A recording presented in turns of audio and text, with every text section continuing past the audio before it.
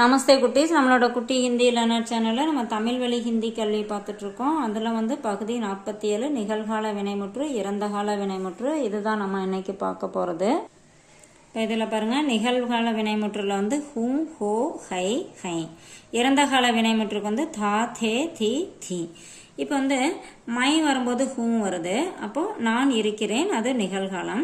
My தா நான் இருந்தேன், அது இறந்த காலத்துக்கு வருது. அதே மாதிரி ஆண்பால் ஒருமைக்கு தா, பெண்பால் ஒருமைக்கு தி, ஆண்பால் பன்மைக்கு தே, பெண்பால் பன்மைக்கு தி. கீழே பாருங்க, மை ப யக்.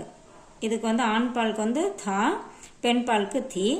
தும் ஹம் ஆப் ஏ வே, இது ஆண்பாலுக்கு தே, பெண்பாலுக்கு தி. இது சிங்குலர், இது ப்ளூரல்.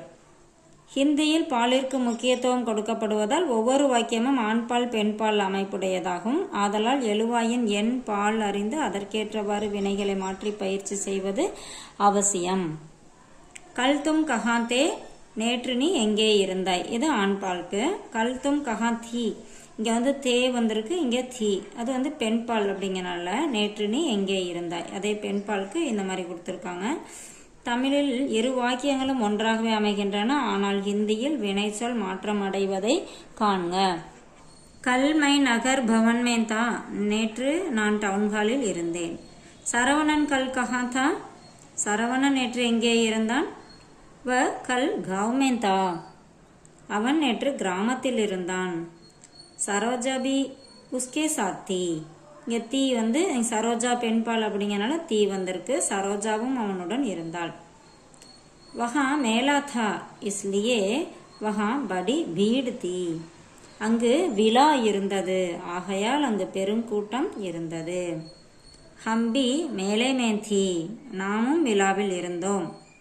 குமார்ஜி ஆப் கஹா தே, இங்கே ஏன் தே வந்திருக்குன்னா அந்த குமார்ஜி அப்படின்னு சொல்லணும், அந்த மரியாதைக்காக தே வந்திருக்கு. குமார்ஜி நீங்கள் நேற்று எங்கே இருந்தீர்கள். மை கல் கணேஷ் சபா மே தா கியோங்கி வஹா சங்கீதா, நான் நேற்று கணேஷ் சபாவில் இருந்தேன், ஏனென்றால் அங்கு சங்கீதம் இருந்தது. சங்கீத் கைசா தா, சங்கீதம் எப்படி இருந்தது. சங்கீத் பகுத் அச்சா தா, சங்கீதம் மிகவும் நன்றாக இருந்தது. வஹா நாச் பி தா, அங்கு நடனமும் இருந்தது. சபாமே சீர்காழி அவு ஸ்வர்ணமுகி தே, சபாவில் சீர்காழியும் ஸ்வர்ணமுகியும் இருந்தார்கள். உன்கே கீத் ததா நாச் தே, அவர்களுடைய பாட்டும் நடனமும் இருந்தன.